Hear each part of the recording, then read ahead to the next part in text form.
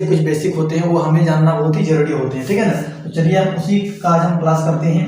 तो सबसे पहले देखना है कि ब्रीथ है इसमें, तो ब्रीथ क्या है, ठीक है। तो हम कोई भी एक निश्चित पॉइंट लेते हैं, ठीक है ना। कोई भी एक बिंदु हम ले लिए और इस बिंदु से समान दूरी पर हम बहुत सारे बिंदु बनाएंगे, समान दूरी पर बनाना चारों तरफ, ठीक है ना। समान दूरी पर जब हम बहुत सारे बिंदु को हम बनाते हैं और इन बिंदुओं को बनाने के बाद हम मिला देंगे, ठीक है ना। इन बिंदुओं को मिलाते हैं तो एक रास्ता बन रहा है, ठीक है। समान दूरी पर एक निश्चित बिंदु है, इस बिंदु से समान दूरी पर बहुत सारा पॉइंट बनाना है और पॉइंट को क्या करना है, मिला देना है, तो एक रास्ता बनेगा। इस रास्ता को ही हम क्या बोलेंगे, ब्रीथ बोल देंगे, ठीक है। ये बन गया हमारा ब्रीथ। तो ब्रीथ में समझना है कि केंद्र क्या है, तो बीचों बीच में जो आएगा उसको क्या बोलेंगे, केंद्र बोलेंगे। कोई भी एक ब्रीथ बनाना है, बीचों बीच का जो पॉइंट तो बहुत सारा होगा, ठीक है, लेकिन जो बीचों बीच में जो पॉइंट आएगा उसी को हम बोलेंगे कि वो ब्रीथ का केंद्र है। और जो साइड में है इसे हम बोलते हैं परिधि। क्या बोलते हैं, इसको बोलेंगे परिधि, या इसी को बोलते हैं हम परिमाप। इसमें क्या क्या होता है देख लेते हैं। जीवा होता है, तो जीवा क्या है, एक परिधि में, ठीक है, एक पॉइंट से दूसरे पॉइंट में जाके मिला देंगे, जिसको हम क्या बोलेंगे, जीवा बोलेंगे। क्या होगा, ये जीवा। ये भी क्या है, जीवा है। ये भी क्या है, जीवा है, ठीक है। ये जीवा, ये क्या है, जीवा, ठीक है। इस परिधि को छूना चाहिए, दो जगह परिधि को क्या करना चाहिए, जीवा छूना चाहिए, तो उसी को हम क्या बोलेंगे, जीवा बोल देंगे, ठीक है ना।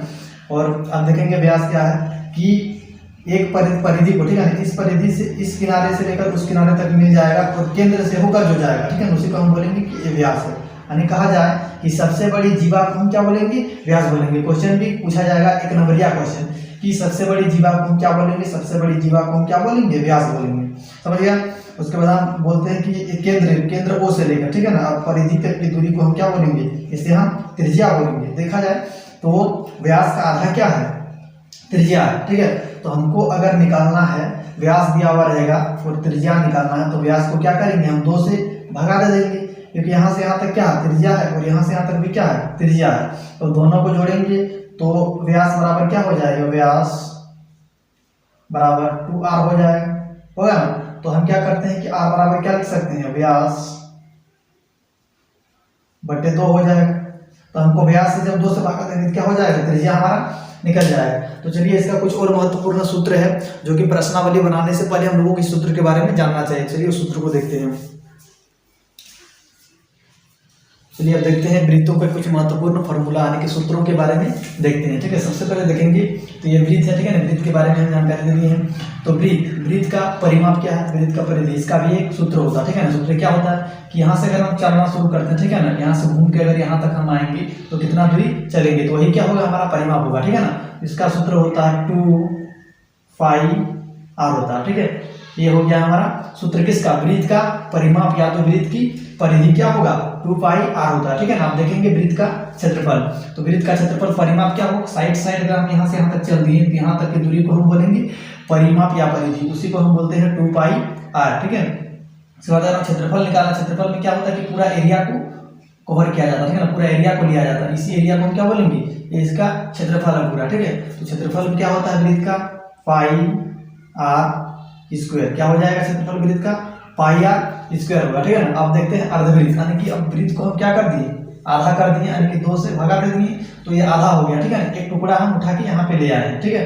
अब इस टुकड़ा को उठा के कहाँ ले आए, यहाँ ले आए, इधर भी क्या होगा, यहाँ से यहाँ तक त्रिज्या होगा, यहाँ से यहाँ तक त्रिज्या होगा, बीचों बीच से व्यास गया है, आधा टुकड़ा को हम उठा के कहाँ ले आए, यहाँ पे ले आए हैं, ठीक है। अब अर्धवृत्त का भी क्या होगा, परिधि होता है, ठीक है ना। तो अर्धवृत्त का अगर हम परिधि या परिमाप निकालेंगे क्या होगा, हमको यहाँ से चलना पड़ेगा, यहाँ से चल के हम आएंगे यहाँ, ठीक है, फिर यहाँ से यहाँ तक भी आना हमको पड़ेगा, क्योंकि परिधि निकालना तो चारों साइड हमको क्या करना होगा, घूमना पड़ेगा, ठीक है ना। तो देखेंगे यहाँ से यहाँ तक क्या होगा, πr होगा। πr क्यों होगा, क्योंकि यहाँ से यहाँ तक क्या था, 2πr था ना, यहाँ से यहाँ तक क्या था, 2πr था, तो आधा कर देंगे क्या होगा, सिर्फ यहाँ से यहाँ तक क्या बचेगा, πr बचेगा। तो क्या बचा, πr बचा, ठीक है ना। और r जोड़ r भी करना पड़ेगा हमको, कि ये दोनों r को भी लेना होगा, क्योंकि हमको परिधि निकालना, परिधि में क्या होता, चारों साइड को जोड़ा जाता, ठीक है। तो अलग से क्या बिठाएंगे, 2r बिठाएंगे, तो ये हमारा हो गया अर्धवृत्त की परिधि। अब अर्धवृत्त का क्षेत्रफल क्या होगा, तो सबसे पहले देखो कि वृत्त का क्षेत्रफल क्या था, वृत्त का क्षेत्रफल हम लिखते हैं πr स्क्वायर था, तो हम क्या किए, इसको आधा किए, इसको क्या करना, 2 से भगा दे देना, तो ये हमारा क्या हो जाएगा, अर्धवृत्त का क्षेत्रफल। चलिए और कुछ महत्वपूर्ण फॉर्मूला है उसको भी देख लेते हैं। चलिए अब त्रिज्या खंड के बारे में जानते हैं और वृत्तखंड के बारे में जानते हैं, और उसका क्षेत्रफल भी देखेंगे। तो त्रिज्या खंड क्या है, ठीक है। सबसे पहले देखिए कि ये एक हम वृत्त बनाए हैं, ठीक है। तो वृत्त है तो वृत्त केंद्र से परिधि तक की दूरी को त्रिज्या कहते हैं, ठीक है। और केंद्र से परिधि तक की दूरी इसको भी त्रिज्या कहते हैं। तो क्या हो गया त्रिज्या, और त्रिज्या के बीच में आने वाली जगह को क्या बोलेंगे, देखो यहाँ त्रिज्या के बीच में आया जगह है, ठीक है ना, इसको बोलेंगे हम त्रिज्यीय खंड। क्या बोलेंगे, त्रिज्यीय खंड। तो किसी भी वृत्त में दो प्रकार से त्रिज्यीय खंड बनते हैं, ठीक है ना, एक छोटा और एक बड़ा।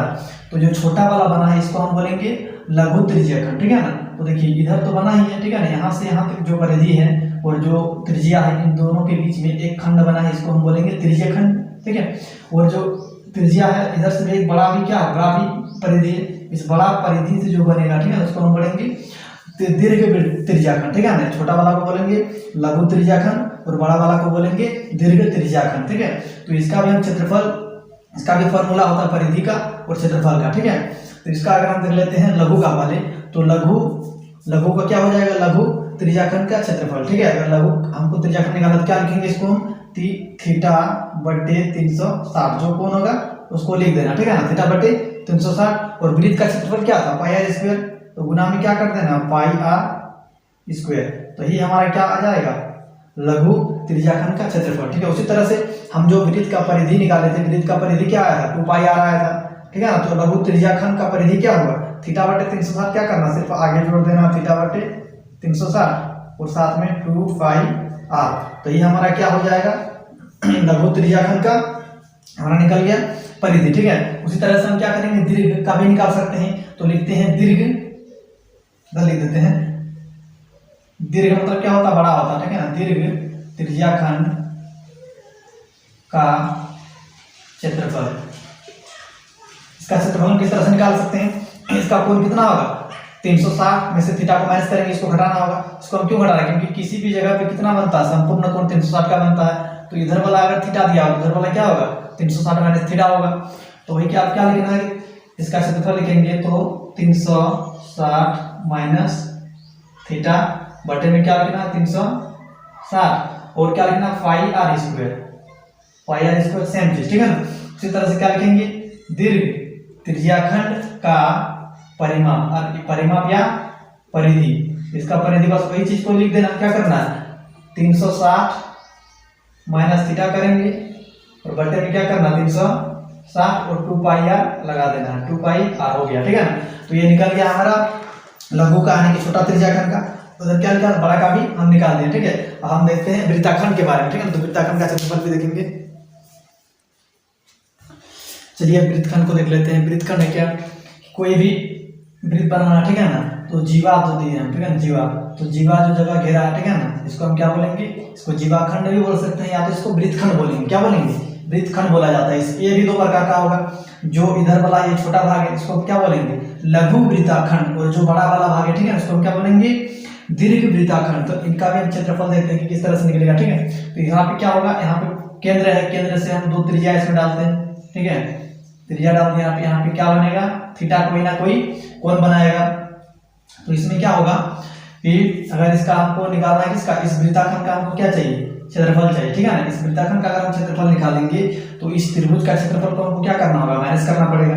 यानी कि इस पूरी हम यहाँ से यहाँ तक क्या कर सकते हैं, इस त्रिज्याखंड का क्षेत्रफल को हम निकालने के बाद, ठीक है ना, इस त्रिभुज का क्षेत्रफल को अगर माइनस कर देते हैं तो हम इस वृत्तखंड को प्राप्त कर सकते हैं, ठीक है ना। तो इसमें क्या कौन सा फॉर्मूला लगेगा, इसमें जो त्रिज्या ए दिया हुआ है वे त्रिभुज दिया हुआ, ठीक है ना। तो त्रिभुज में कौन सा त्रिभुज हम लेंगे यहाँ पे, ठीक है। तो जैसे कि अगर हम समबाहु त्रिभुज लेते हैं, चारों तरफ क्या होगा बराबर होगा समबाहु त्रिभुज, तो समबाहु त्रिभुज का क्षेत्रफल क्या होता है 4/3 भुजा का स्क्वायर होता है, ठीक है। अगर हम लेते हैं समकोण त्रिभुज, उसमें क्या होगा 1/2 आधार गुना ऊंचाई होता है, आधार गुना ऊंचाई होता है, ठीक है ना। अगर हम लेंगे समबाहु त्रिभुज तो उसमें हेरोन का सूत्र से क्षेत्रफल निकलता है, ठीक है ना। तो त्रिभुज कोई भी हो, ठीक है ना, क्या करेंगे त्रिज्याखंड लघु वृत्ताखंड का क्षेत्रफल जब हमको निकालना है, ठीक है, तो सबसे पहले इस त्रिज्याखंड का क्षेत्रफल हमको निकालना है, ठीक है। त्रिज्याखंड का क्षेत्रफल का फॉर्मूला हम आगे ही लिखवा दिए, सूत्र आगे ही लिखवा दिए हैं। तो क्या होगा थीटा बटे 360 पाई आर स्क्वायर माइनस में क्या करना है 1/2 आर स्क्वायर साइन थीटा। चाहे त्रिभुज कोई भी हो, ठीक है, त्रिभुज को नहीं ध्यान देना, समबाहु है विसमबाहु है कोई भी हो फर्क नहीं पड़ता, ठीक है ना। 1/2 आर स्क्वायर साइन थीटा करना है तो हम मेरा क्या निकल जाएगा, इस लघु जो वृत्ताखंड है ये लघु वृत्ताखंड का क्षेत्रफल हम प्राप्त कर सकते हैं, ठीक है, निकल जाएगा। उसके बाद क्या करना है कि दीर्घ वृत्ताखंड का जब हम निकालेंगे तो क्या करना है कि ये वृत्त को पूरा पूरा जो वृत्त दिख रहा है, ठीक है ना, इस पूरे वृत्त को क्या करना है, जब हम पाई आर स्क्वायर होगा तो पूरे वृत्त का क्षेत्रफल हमको निकालना है पाई आर स्क्वायर, और उसमें से माइनस कर देंगे इस लघु वृत्तखंड का, तो ये क्या होगा, यहाँ से यहाँ तक बड़ा वृत्तखंड निकल जाएगा, इनके लघु वृत्तखंड को हम निकाल सकते हैं। ठीक है, जब भी इस तरह का क्वेश्चन दिया जाए तो सबसे पहले लघु को निकालना, उसके बाद हमको क्या करना है, उसके बाद दीर्घ को निकालना। ठीक है, तो चलिए अब इसके बाद हम एक्सरसाइज